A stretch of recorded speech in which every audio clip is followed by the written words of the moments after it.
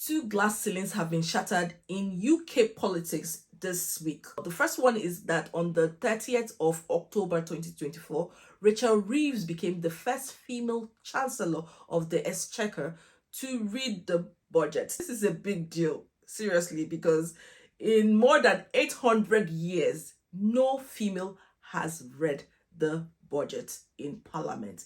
Now, this is like a girl power moment because yesterday, oh yeah, Kemi Badenoch became the first black female to lead the Conservative Party in Britain.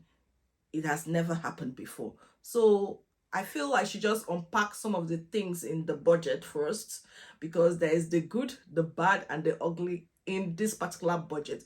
I'm going to explain to you how you should prepare, especially because I know it's going to affect your pockets. As an immigrant, you need to understand what is happening in the UK, what you need to do to prepare for the things that are going to change when it comes to your finances. If you are meeting me for the first time, my name is Cynthia. I share information that will help your transition abroad to be as smooth as possible. I share information about settling, working, or studying in the UK. If you're interested in any of these, then you need to subscribe to this channel. Turn on your notification bell so that each time I drop a new video, you know it's time to watch Cynthia Academy. And to my returning subscribers, thank you so much for your love and support. And without wasting time, let's get into this video. Rachel Reeves from the Labour Party reading that budget on 30th of October was a historic moment. She said, "To all the girls and women, I say to you, let there be no ceiling on your ambition." So no matter what you are dreaming to become, no matter what it is, pursue it. That's what she's saying. Now, that is a message I want to share with you to tell you that yes, there might be obstacles out there, but you have to pull through. You have to win. You're doing it for yourself and your family and for your community. So just keep pushing through. I still have to share what is in that budget. It's going to lead to a 14 billion tax rise. Now you'll be wondering, how would this tax rise affect me?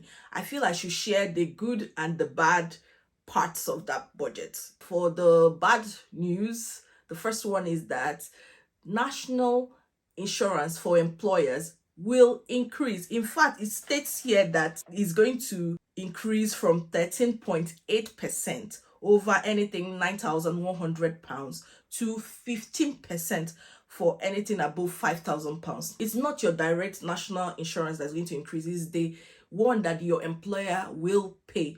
This is a big deal if you own a small and medium-sized business. So you have to prepare yourself for this. Now, the second one is capital gains tax. Remember that if you own shares or in any investment, any profits you make from it will be taxed. Now, for the lower taxpayer level, it used to be 10%. They're going to increase it to 18% now of that profits you make. Now, if you are a higher taxpayer, it means that it's going to increase from 20% to 24%. This is a big deal.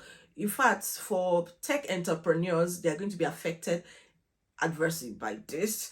And if you know your worth, you know you should be investing in shares and stocks and bonds and stuff like that, it's going to affect you. The next one is that for private school, they are going to introduce this VAT, so tax 20% on tuition. So prepare yourself. If you had already made a budget to send your child to a private school, that you have to pay more from next year.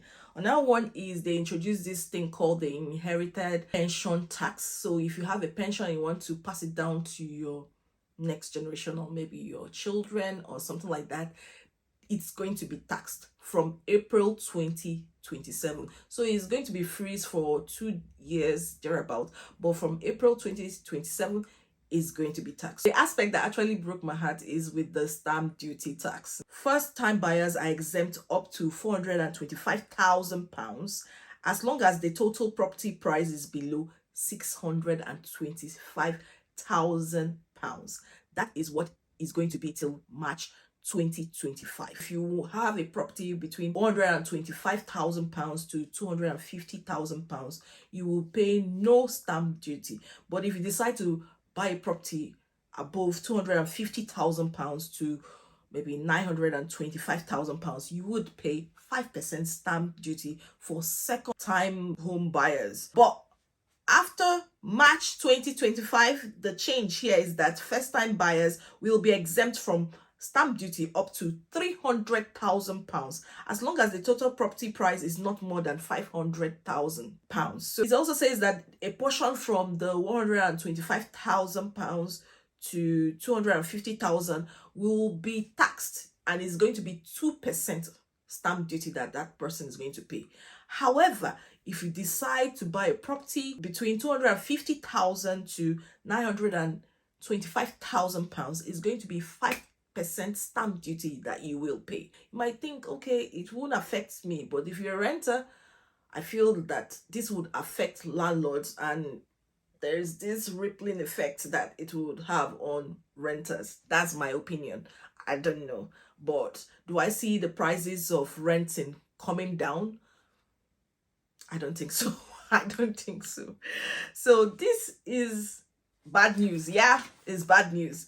The good news is that they have frozen the income tax and national insurance tax. So you're not going to be expecting any increase in income tax and national insurance tax. I'm so happy about this because I wouldn't want it to go up because it's going to affect taxpayers. Now, another thing is that the UK government has reassured people that they are committed to increasing the budget for NHS to reduce the long waiting hours. So they're going to pump £22.8 billion into the NHS. So I see a reason for an increase in job opportunities in this sector. So if you have the right skills, you can actually pursue it. And also the fact that they are committed to pumping £5 billion into the Labour's housing plan and budget. Remember that they said they were going to build 1.5 million new houses in Britain to help people. So, oh my goodness, what does this mean? It means that there are going to be opportunities for construction project managers. If you're a laborer, if you're into construction, different parts of the types of construction, architecture and everything, this is an opportunity for you to explore all those advertisements that are going to be popping up with all the projects that they will have during their parliament period. So prepare yourself for these opportunities. Now, the last one I'm going to share with you, which many of us were expecting, is that from April 2025, the minimum wage will increase from £11.44 to £12.21. This is fantastic news. This is for people that are 21 years and above. This is good news. We need more money in our pockets while we work. From everything I've shared with you, what does it say? It says that you have to save, you have to invest. Do not keep money in the bank staring at you, because inflation is going to go up. The money that they're going to pump into the NHS and that's going into this Labour housing plan is all borrowed money. So inflation would continue as usual, and it means that you have to prepare yourself for retirement. And yeah, get a house when you have to, because staying a renter till your old age is not the best option, in my own personal opinion. I'm not a financial advisor, but I'm telling you that you need to save, you need to invest. Do not spend your money anyhow, because these increases will come in different ways. What can I say?